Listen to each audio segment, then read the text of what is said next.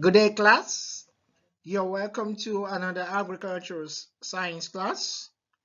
I remain my humble self, Kalole AO. Today, we are going to talk on what we're seeing on the screen.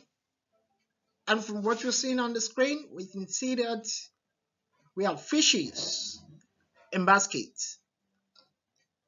Or let's say different school, different section.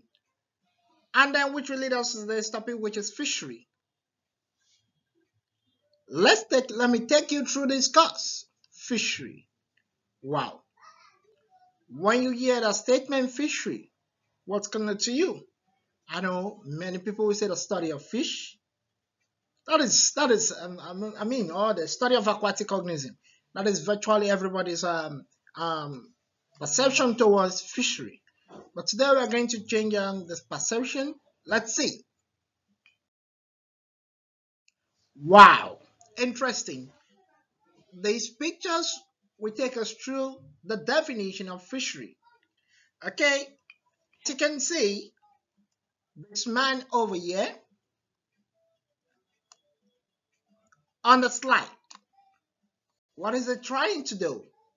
It's trying to get fishes in the river, and then it's going to put them inside his basket. Okay, from this side to this picture, I think we can see the pond, and in the pond we have fishes, and I can say I'm seeing catfish in the pond, and then from what I'm seeing, the catfish are living okay. At least they're okay because they are robust. And if they continue like this, they will still continue living well. Around the pond, we have grasses there. There are reasons for this. And again, yeah, we have some people trying to harvest fish using the net. And here we can see they harvest the fish. As they're harvesting it, these people are putting it in a just like a net that is serving as the basket, or let's say a school of fishes. So what is happening here will lead us to the next this question, which is what is fishery? Are we studying fish? Yeah. What are these picture? What does this picture connote to us? What are they doing in this picture? What and what connotes that statement fishery? This is it. The definition of fishery. Fishery is a branch of agriculture that studies the life history of fishes. Yes, because in the study of fishes, we have the bony fishes, the which you can call the ostracis. We have the chondrichais. Yes, we should know the history of fishes that come from lamprey and hagfish.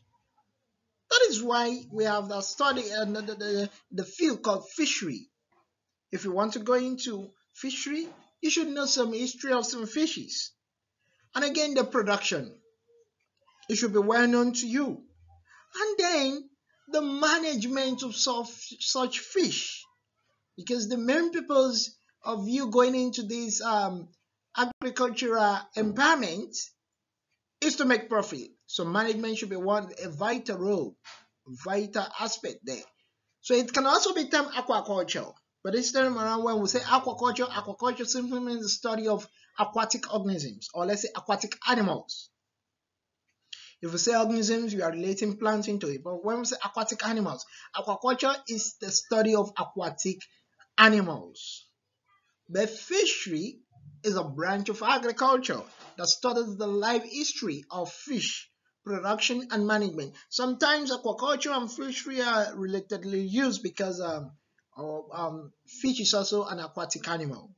But when you want to define fishery, I must tell you, it is study of the life history of fishes, production, and then the management of such fish. Let's proceed to the next slide. Classification of fish. Wow, interesting. Upon the vast types of fish we have on Earth, they should be classified differently based on some characteristics, based on some features. Now, the classification which we're going to look here, the first one is classification based on habitat. Don't forget the definition of habitat. That habitat is the natural dwelling home of an organism. If habitat is the natural dwelling home of an organism, definitely fishes have their own natural dwelling home, and the natural dwelling home is known as water. Now, this water is divided into two: water in which the concentration of salt is high, and the water in which the concentration of salt is low.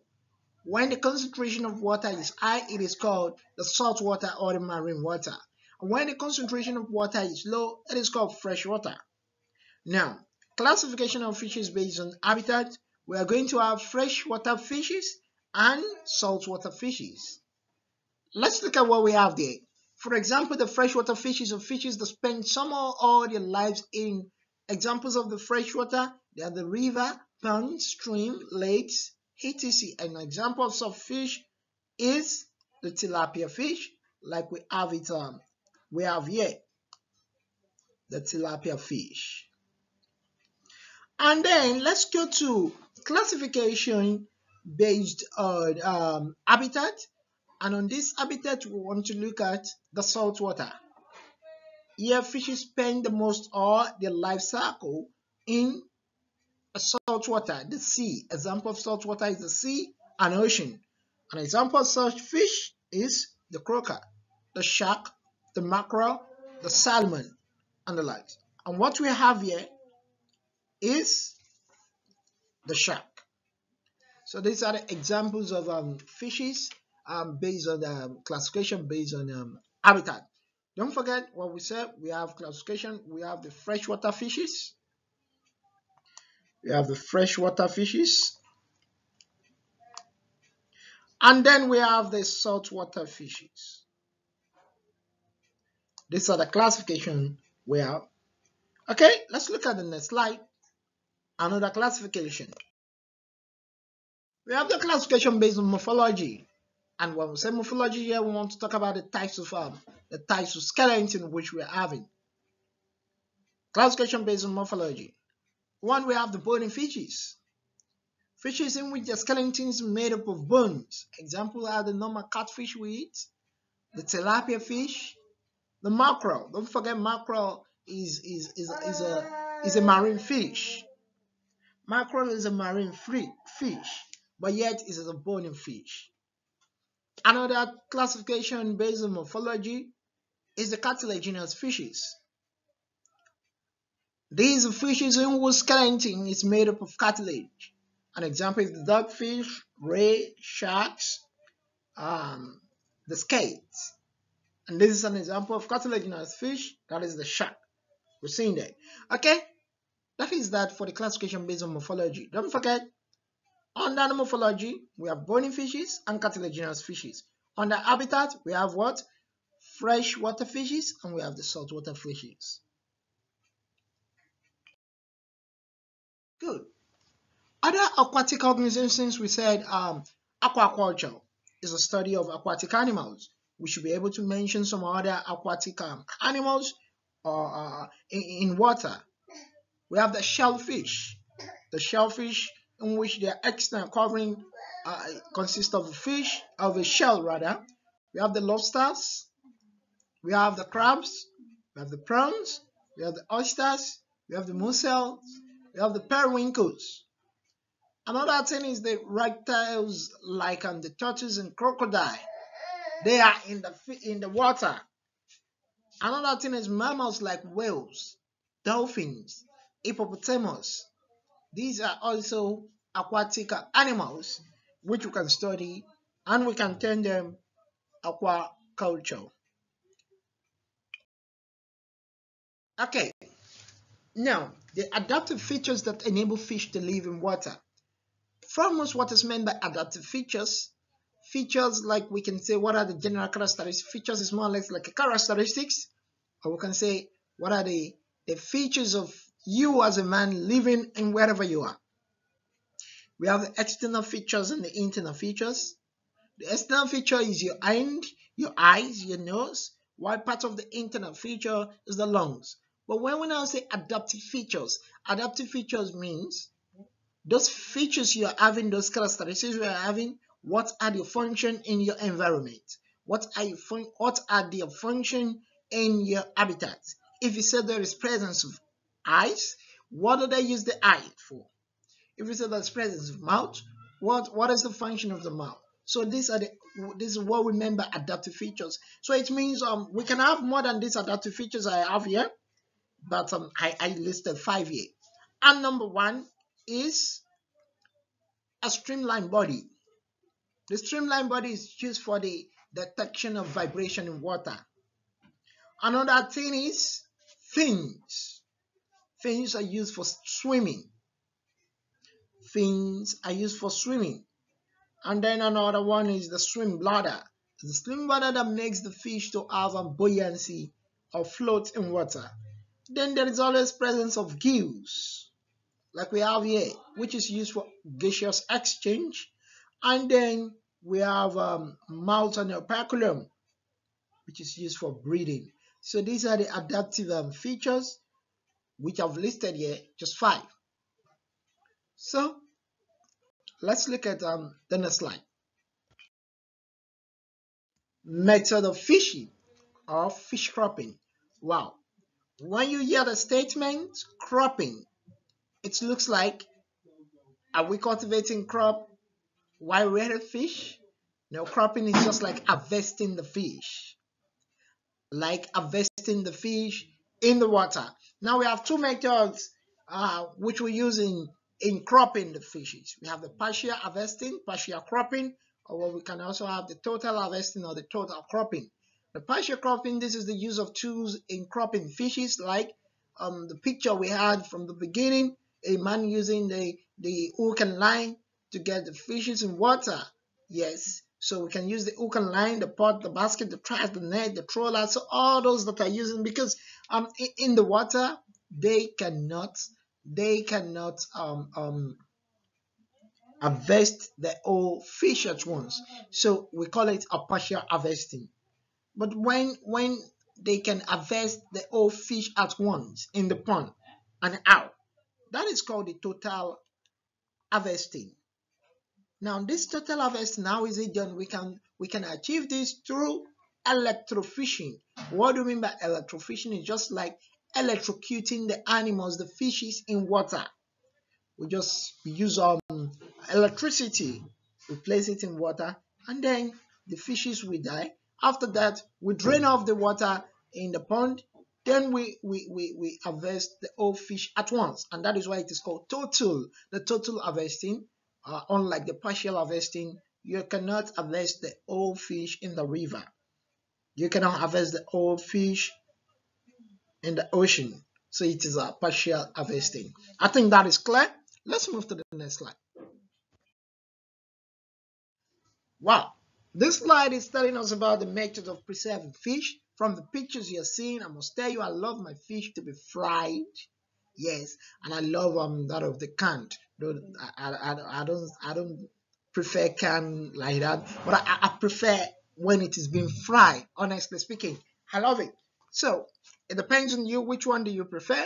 We have methods of preserving our fishes. We have the sun dry, we have the salting, we have the frying, we have the steam cooking. Yes, another one which I love is steam cooking because I love eating pepper soup. So when it is steam cooked, wow, it is always palatable, especially when it is catfish. Okay, I love the another method is freezing, refrigeration, smoking, canning, and we have roasting there. These are the methods of preserving our fishes. So the method now depends on you, depends on when you want to use it, depends on how do you want to use it, depends on whatever you want to use it for. Okay, the slide is telling us the uses of fish and the fish products.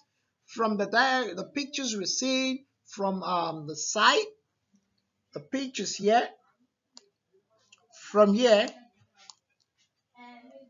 down here, here, and here. These are the importance of fish products or fish themselves. Now we can use fish ourselves as a source of food. Yes, that is what we eat. Like we have it in the outer slide, the method of preserving the fish. So we can use it as food. And again, they use it for soap and medicine. And that is why I think in this medicine, here we have it here, the medicine. Here we have it here. It's a supplement to the body, and it can be used to cure goiter. Yes. Another one is for animal feeds, and this is it here. The animal feed. They use this feed fishes to make fish feed themselves. And again, we can also crush them for some animals to eat. Yes, the fish meal. We also have used as ornamentals, like we have it here, the aquarium, the ornamental. We also use the fish product as fertilizer, like we have it here, can be used as fertilizer. And they are used for building. Some might look at it, how are they used for building? Wow. We have some shellfish. The shell can be used for decoration in a building. And again, we have for glue manufacturing. And again, the shell can be used as polishing materials. So these are the uses of fish and fish products. And then we come to the end of the slide. And it's a thanks for listening. I appreciate everyone through this course that followed me through this course. And I appreciate everyone that subscribed to my YouTube link. Also, my YouTube channel rather. I also appreciate everyone that view this video. Thank you for coming. Don't forget, another video will be posted. And then don't forget you are a learner. And a learner is a learner. Learning takes place from childhood to adulthood. And that is why everybody is a learner. Thank you very much once again. I remain my humble self, Kolawole A. O.